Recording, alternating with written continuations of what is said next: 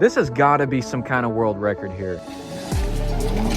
You kind of messed up on this bike, right? Yeah. So you're giving me this bike for free? I got this bike on my birthday. The dude didn't even know it was my birthday. So I've got a 10,000 mile road trip coming up, and the folks over at Rough Country were kind enough to send me a set of these Vertex coilovers for my Tacoma. Now I'm currently running their M1 struts, but with struts you can never get the same off-road performance that a coilover shock has to offer. And I've heard a lot of people say good things about these coilovers, that they handle better than Bilstein or even King coilovers, and I've got to say, I 100% agree. It's way better than it was before. Oh, there's a jump. There's a jump. Oh no.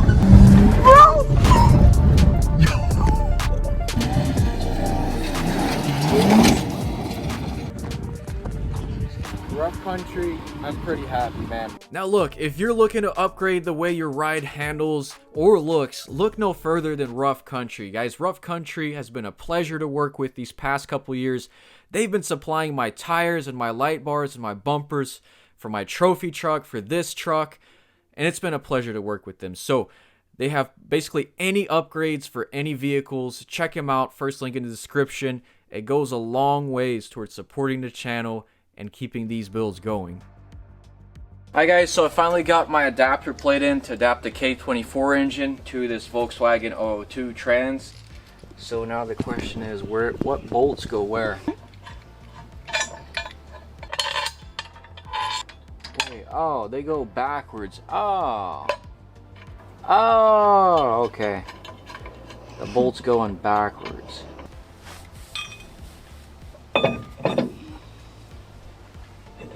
So on goes our flywheel.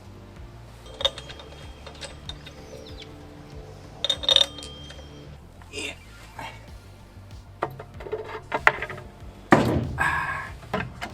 Nice. Okay. Woo! Look at that. Let's go. Just to get it to this point, I had to spend $2,000. So it's easier than mounting a motorcycle transmission, but it's more expensive. So I mean, there's budget ways of doing this, but I want to make it nice, so I want to get full standalone for this. I haven't found anyone to sponsor standalone, so if you know someone that can sponsor standalone, hit me up. And then on top of that, I need shock sponsors. CV axles are expensive, and by the way, I'm not complaining, I just kind of underestimated. Well, I knew about it. So I'm gonna put this project, well, it's gonna take me a couple months just to get the parts I need, maybe sooner, I don't know. In the meantime, guys, it's my birthday, so this is gonna be a different video. Well, it was my birthday a month ago, so I'm actually gonna just kind of take a little chill pill, and this will be a different style of video than usual. I'm just kind of gonna attack all my builds at once. So you just bought this bike. We just bought this bike for $1,500, and then he was like, "Yo, I got this two-stroke." I was like, baby. I'm not a big off-road guy. I'm more of a street guy." And he was like, "Yo, we got to get you in the sport." I'm telling you, man. Dude, this is insane. No. Appreciate it. But what's your name? Lucas. Lucas. Nice to meet you guys. Appreciate we'll it. some other bikes. Get in the mud a little bit and get off the pavement. Yes, sir. Sheesh. How fast this thing run? Well, see, stock, supposedly these ran 120, 130 per bone stock, but with the heavier tires it'll probably do like 90, I think. 190, 100. Yeah. So you guys know me, I love two-strokes. I mean, Yamaha two-strokes in particular, and especially street two-strokes. This is my second RD350 Cafe Racer, and unfortunately, it's gotta go. I gotta sell it, but an actually opportunity came up to buy another RD350, and so later in the video, I'll be building my third RD350 Cafe Racer. But if you guys watch the channel, this is the same bike that I had Bikes and Beards review for my channel. And I'll just be really sad to see this thing go. I mean, it's got billet, everything. Well, it's going to be sad to see this thing go. This is probably the best bike I've ever built.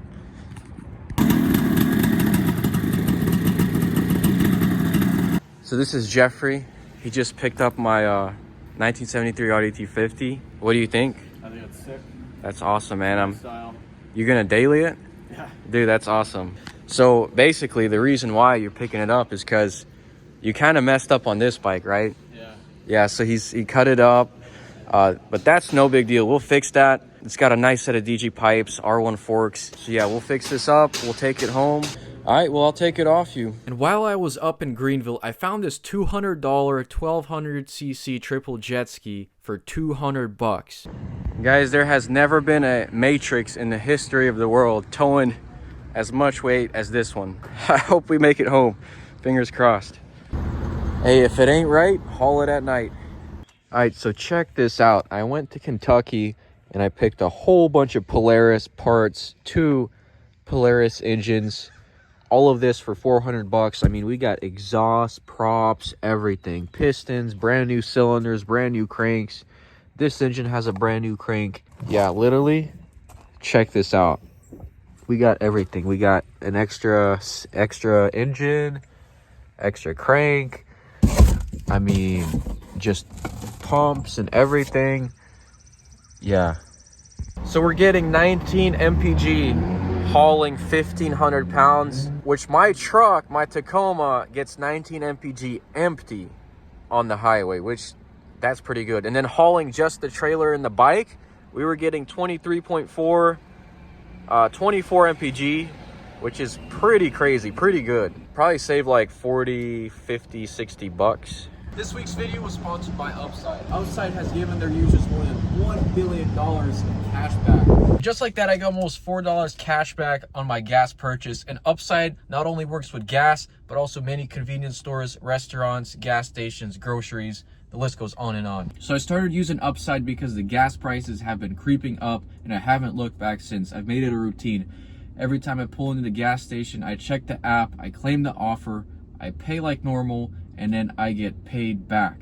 And it's real cash back, not points, not credits, actual money I can transfer back into my bank account. And with over 100,000 locations you can choose from in their app, cashback is always right around the corner. I use Upside and you should too. I stack it with my credit card and I basically get double cashback on Upside and on my credit card. To find out how much you can earn, download the free Upside app and use my promo code VasiliBuilds to get an extra 25 cents off for every gallon of gas on your first tank of gas. Again, that's an extra 25 cents on every gallon of gas on your first tank of gas using the promo code VasiliBuilds.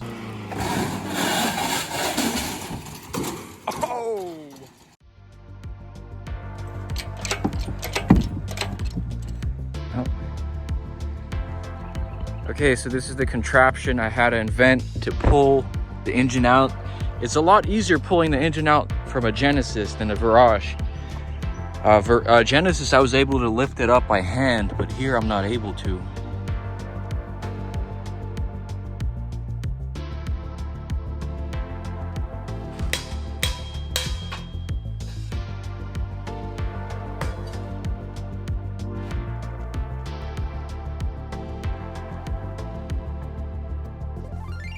So as many of the RD350 purists say, as soon as you touch an angle grinder to an RD350, ruined.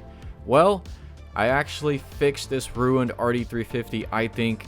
The main challenge here was making the frame look as if it was never cut, and I think I accomplished that. I mean, anyone can, with a close enough eye, can tell it was cut, but I ground the weld smooth and made it look as if it was never cut. So now I gotta build up some support back to the tail section, and I decided to make this a 2-seater motorcycle, you know, just to expand the room for passenger. That's why the tail section is a little bit on the longer side. And now we can go ahead and bridge the gaps here and start working on mounting our swing arm in.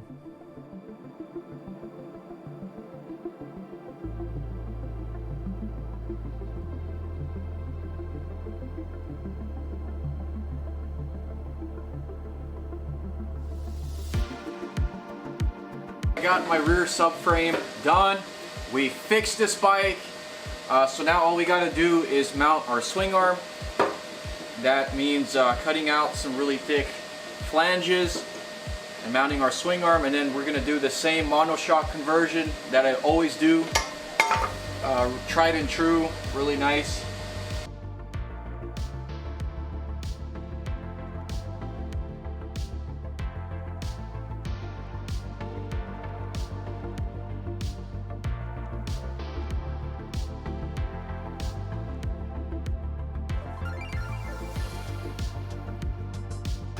So I'm going to do away with the clip-ons and add some handlebar risers. There's already 2 holes here on this R1 clamp, so I'm going to drill them out to 12mm, cut this key thing out, and we should have a perfect clamp to mount our bars to.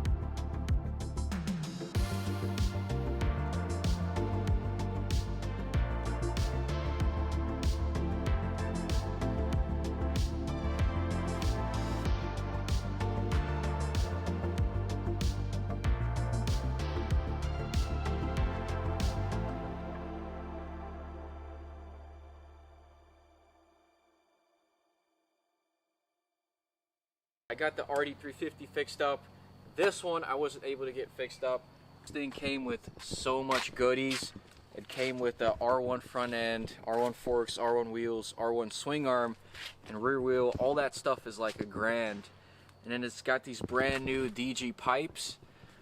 Those are like $500 for the set. So yeah, the kind of sucks that the dude cut the stock frame, but I redid the stock frame and basically made it look OEM. With my added monoshock conversion. This is a must. Like, if it's got a modern front end, might as well do the modern rear end.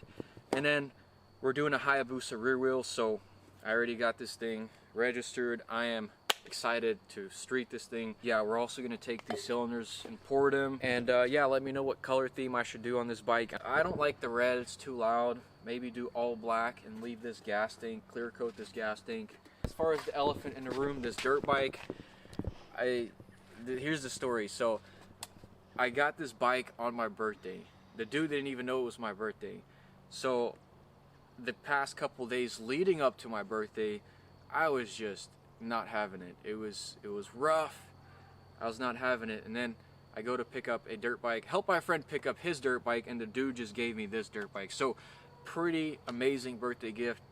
Although he kind of got my hopes up for no reason, because I thought this was just a KTM, but it turns out it's a Chinese knockoff KTM. It's a Kamax 250 two-stroke dirt bike. It only makes like 22 horsepower. I looked it up. It has electric start. So the thing with this bike is I got it to run, but it has bad crank seals. It just idles like it's like a runaway two-stroke. It idles super high, impossible to ride. So I think it's a bad left side crank seal, but the problem is with this being a Chinese dirt bike, parts are pretty hard to get, if not impossible. So I don't know, maybe I'll swap this one, maybe I'll fix it. I'm definitely leaning towards fixing it and just riding it, but the fact that it's a Chinese dirt bike, I mean, it's got brand new tires, brand new everything. It's got lights and turn signals. So I don't know. It might not even be worth to fix this one. I might just swap it, or I might give it away. I don't know. But it does have billet everything, like billet triple trees, billet fork ends. It's got a lot of billet goodies. I don't know. Maybe I'll swap this one. Actually, it would probably be a good idea if I like did a CR500 swap on it, maybe. Or a Banshee. I don't know. Actually, no, I think I want to RD350 swap this, because I've got so many of those motors, so I don't know. Hey guys, that's going to be a wrap for this video. Just to give you a little builds update, channel update. A lot has changed since the past month I've done one. But yeah, if you enjoyed this video, leave a like. Catch you in the next one. Stay tuned. Peace and God bless.